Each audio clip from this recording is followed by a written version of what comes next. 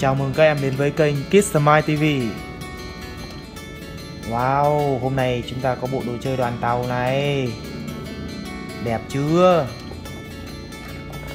Để mở ra xem nhá.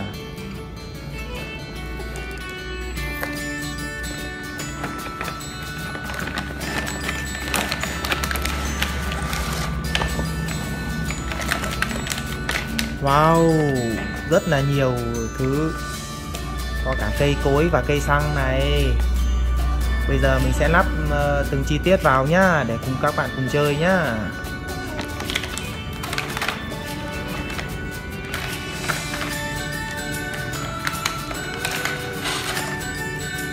Và như vậy đường dây của chúng ta đã được lắp hoàn thành rồi. Để xem còn gì nào. Cây cối này mình sẽ lắp vào đây nhá. Ồ, cây này cây dừa đấy. Cây dừa màu xanh rất đẹp phải không các bạn?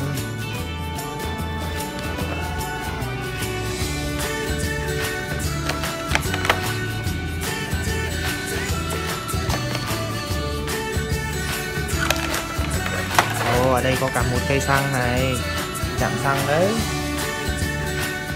Trường hợp xe của chúng ta chạy hết xăng là phải vào cây xăng để bơm xăng đấy.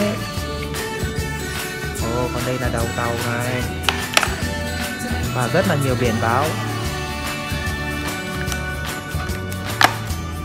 Rất là nhiều biển báo.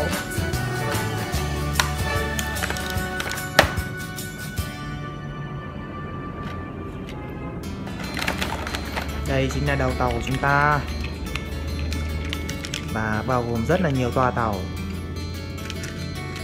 Bây giờ mình sẽ lắp đầu tàu vào đây nhá, và cho các toa tàu ở phía dưới nhá.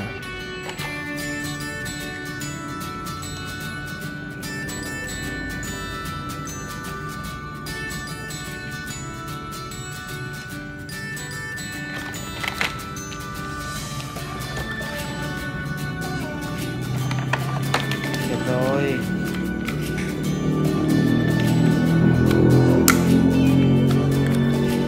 Đầu tàu chúng ta sẽ được khởi hành khi có nhiên liệu.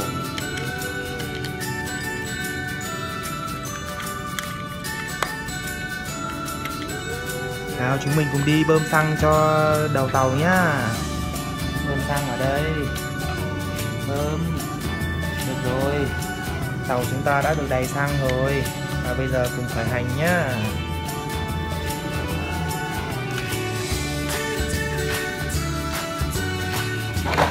Đoàn tàu chúng ta chuẩn bị khởi hành nào. Chạy thôi. Ồ, tàu của chúng ta chạy rất là nhanh. Thế thì chẳng mấy chốc hàng của chúng ta sẽ được chở đến bến thôi.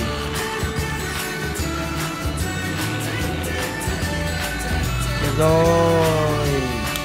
Như vậy hàng của chúng ta đã được chở đến nơi quy định rồi. Xem nào. Ồ, đây là một chiếc xe lưng. Xe lưng trở về cảng nhá, trở về bến nhá. Còn đây là chiếc xe xúc đất. Rồi, xe xúc đất trở về kho nào. Còn đây cũng là một chiếc xe múc đất đấy. Chiếc xe đi về kho nhá. Như vậy nhiệm vụ chúng ta đã được hoàn thành rồi.